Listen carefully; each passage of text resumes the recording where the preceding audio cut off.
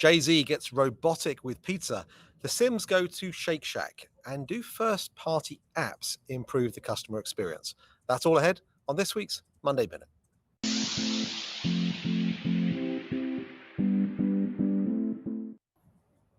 Monday Minute works like this. We're going to ask each other 5 questions about the headlines that have caught our attention that in some way come back to our book, Delivering the Digital Restaurant. Are you ready? Let's go.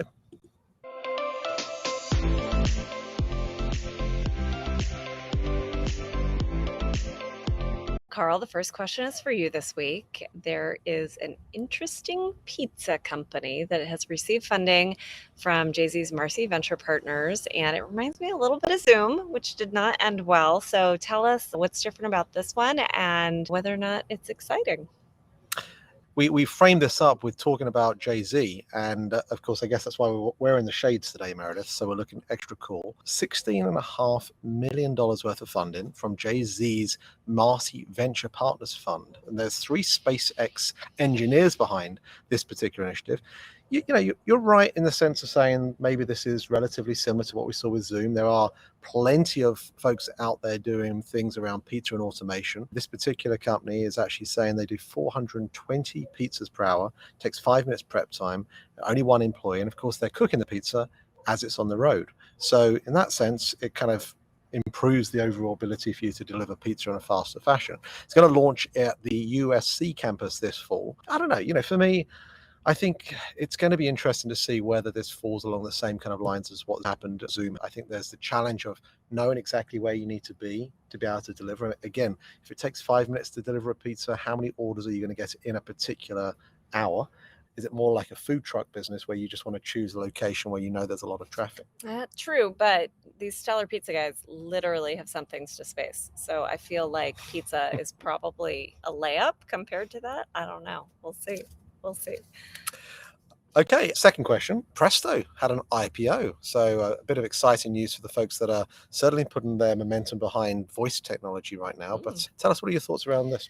Yeah, so Presto has gone public via SPAC. Congratulations to the Presto team. What I find most interesting about this particular iteration of restaurant tech is that they're combining what I'll call the senses. They do voice, vision, and touch all in one place. So it's thinking about all the different ways in which a consumer might want to interact with a restaurant. And I have to imagine that on the back end somewhere, they're combining all of that data to do something really interesting. Yeah, it's a really interesting space right now, just how voice technology is evolving. I was speaking to a startup the other day that's using conversational AI to actually help the order taker be able to use information that's been gathered through voice technology to be able to improve deviations in typical processes. So I think we're going to see a lot of innovation in this space, and certainly Presto are going to be one of the leaders out there. Yeah, for sure. Okay, Carl, what's up with all the gaming?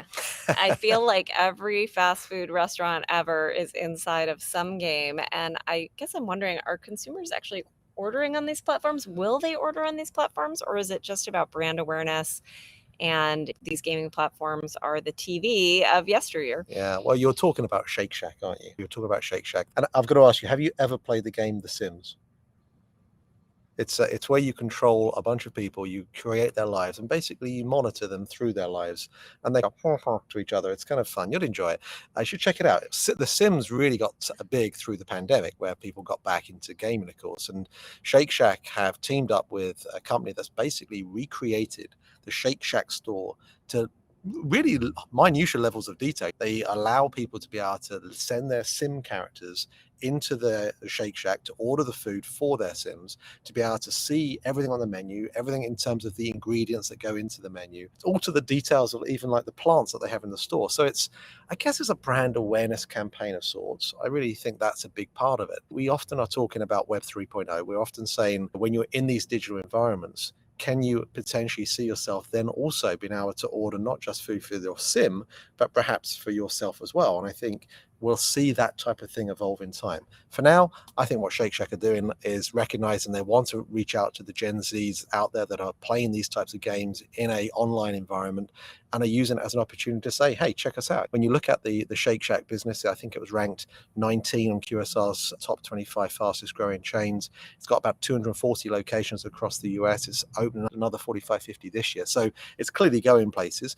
And of course, our friend Mr. Danny Meyer was the man behind it. Yeah, I think it'll be interesting to see whether this expands beyond just a gaming environment for brand and actually becomes something where you could perhaps order your food in an online environment. Yeah, and I think it certainly works at a branding awareness level. I think everyone knows my son is a vegetarian and has never been to a fast food restaurant other than, of course, Taco Bell, right? Yeah, of course. Yeah, a vegetarian restaurant. But he still built a McDonald's inside his Minecraft world, which was fascinating to me. He's never been inside of a McDonald's. He doesn't eat there, but he built one, and same thing. It had like a service counter, it had a drive-through, it had the logo, it had booths, as though he had been there. And so he's been so exposed to these concepts through his gaming world that they are real to him, even though he's never been to one. It's incredible.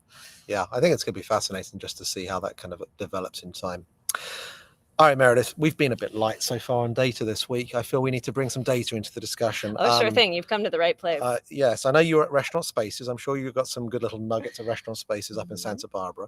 But I know a particular article caught your attention talking about mobile ordering. And one of the things I saw about it was just how it is now representing some of the performance between first-party and third-party apps from a customer perspective. Yep. So let me do this, perhaps to help you through it, because I know there's lots of stuff you want to talk about. Oh, my gosh, yeah. So let me bring this up in the background, and then we'll take people through it as and when you're ready. Okay, so this article I loved. It had so many graphs in it that I just didn't even know where to start. There's too many good things in this graph. There was a lot about ordering food as well as ordering from convenience stores, which is up dramatically. So that was very interesting to see. The thing that was most interesting to me was this chart here. What we're looking at is the NPS scores for first-party apps versus third-party apps, broken out by type of restaurant: fast casual, quick serve, and convenience stores.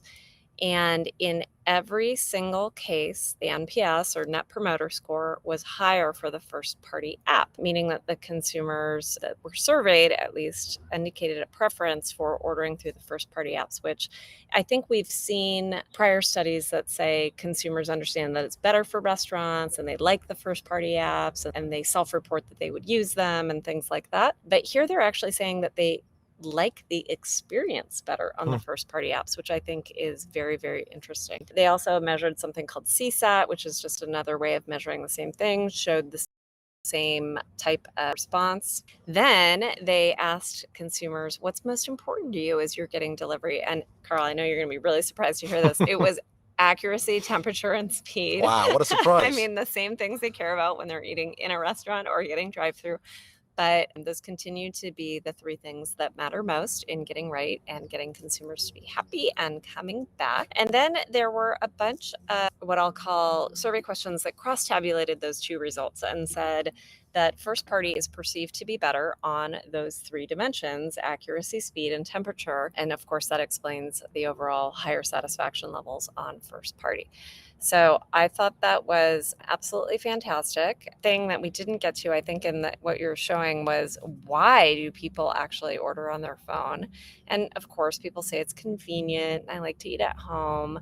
It's faster than dining in. I can track my order progress. But 8% of people responded, I have fewer interactions with employees. I want to speak to anyone. I thought that was really interesting. And so there's some of us for whom I guess being locked up during COVID was a good thing. But anyway, it was a very good study. I definitely recommend reading the article or going back to the original study because I got a lot out of it.